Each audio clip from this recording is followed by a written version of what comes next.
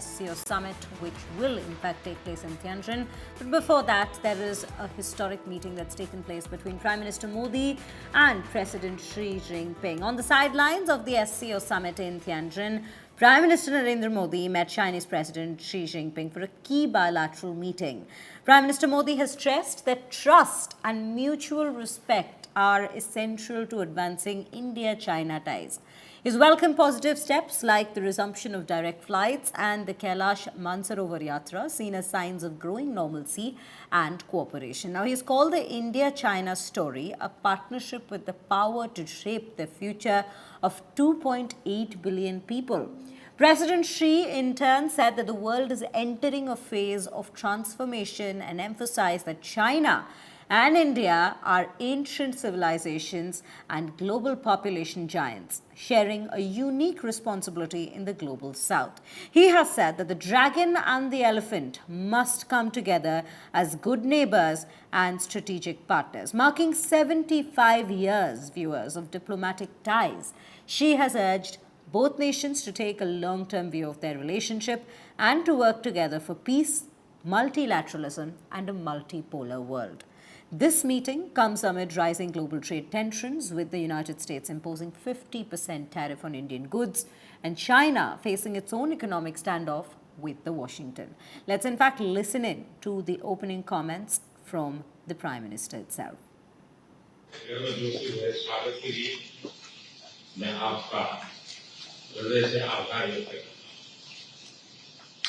पिछले वर्ष कयान में हमारी बहुत ही सार्थक चर्चा हुई। हमारे संबंधों को एक सकारात्मक दिशा मिली। सीमा पर डिसएंगेजमेंट के बाद शांति और स्थिरता का माहौल बना हुआ। हमारे स्पेशल रिप्रेजेंटेटिव्स के बीच बॉर्डर मैनेजमेंट के संबंध में सहमति बनी। कैलाश मानसरोवर यात्रा फिर से शुरू की। दोनों देशों के बीच डायरेक्ट फ्लाइट भी फिर से शुरू की जा रही है। हमारे सहयोग से दोनों देशों के 2.8 बिलियन लोगों के हित जुड़े हुए हैं। इससे पूरी मानवता के कल्याण का मार्ग भी प्रशस्त होगा। परस्पर विश्वास, सम्मान और संवेदनशीलता के आधार पर हम अपने संबंधों को आगे बढ़ाने के लिए प्रतिबद्ध है। एजेंसी चीन द्वारा SCO की सफल अध्यक्षता के लिए मैं आपको बहुत बहुत बधाई देता हूं। एक बार फिर चीन यात्रा के निमंत्रण के लिए और आज की हमारी बैठक के लिए आपका हार्दिक धन्यवाद। 今年是中印建交70周年。 It is a great pleasure to meet you again, Mr. Prime Minister. I welcome you to China for the SCO Summit. Last year, we had a successful meeting in Kazan. The world is going towards transformation. China and India are two of the most civilizational countries. We are the world's two most populous countries and part of the global south. It is vital to be friends, a good neighbor, and the dragon and the elephant to come together. This year marks the 75th anniversary of India-China diplomatic relations. Both nations need to handle our relationship from a strategic and long-term perspective. Geeta Mohan joins me on the broadcast to in fact take us through what exactly went down in that very meeting and to also put it into further perspective. Geeta, a very good morning to you. You know, firstly, when we look at some of the words that's come to the forefront from this very meeting, being mutual respect, trust, sensitivity, multilateralism and a multipolar world. And both leaders have harped on these few words if we look at this meeting at large. But the key question remains, after this meeting has already taken place, what's the way forward? Are we looking at actions being taken on the ground to ensure long-lasting peace in the border, to ensure a multipolar world order being established, especially in the Pacific region? What are we expecting in the upcoming days?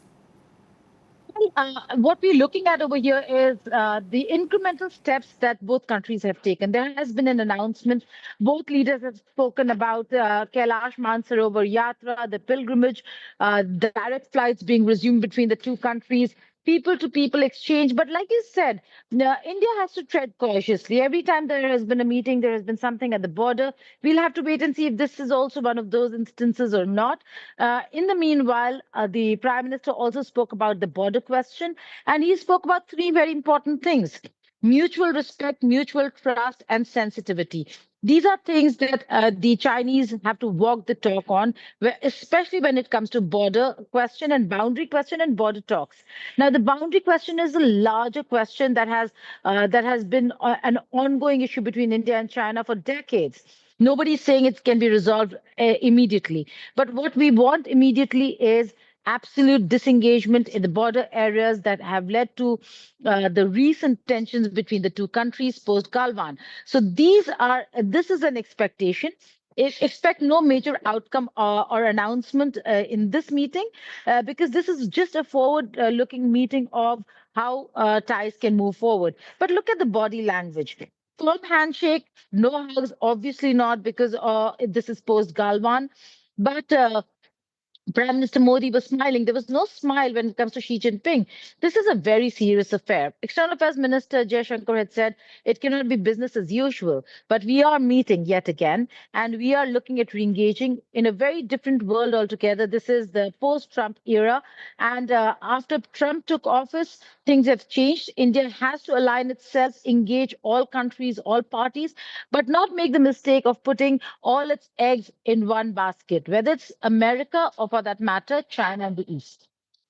Absolutely. So when we speak of the Modi-Xi bilateral, Geeta, do stay with us at this given point. Let me just quickly take our viewers through some of the key takeaways from this very crucial meeting that's taken place in Tianjin right ahead of the SCO Summit. Now, the first major takeaway from the very meeting that's taken place is the fact that the ties are based on mutual respect. This is what's been said by Prime Minister Modi in his opening remarks itself in the very meeting. Now, if we speak of takeaway number 2, there is border agreement that has been discussed. That is extremely crucial given the past few years. We've seen the Galwan clash. Before that, we've seen what's taking place in 2017 in Doklam. So there have been clashes and severe ones at the border. So de-escalation followed by disengagement is what we are looking at. Takeaway number 3, direct flights soon. This comes in as a rather important takeaway when we speak of people-to-people ties. 2.8 billion people. That is across the world. That is the population we are looking at, and that's something that's been mentioned by Prime Minister Modi in his opening comments as well, and which is why the direct flights shall also be starting soon. Takeaway number 4, the Mansarovar Yatra, which was in fact put a halt on during the COVID years, is to resume, which also comes in as quite an important takeaway from this very meeting. Again, people-to-people ties, as we were just mentioning, 2.8 billion people connect. It is important for trade and economy. It is important for the relations between these two nations to indeed revive and thrive if it is to take place in the upcoming years. Takeaway number 6 being building civilization ties. Both countries, remember viewers, have shared historic ties, civilizational ties as well that we speak of. It has its own legacy. And we have seen India-China ties being built on not just several years, but several decades. So that is also another rather crucial point that's been discussed about civilizational ties and how that is to be taken forward.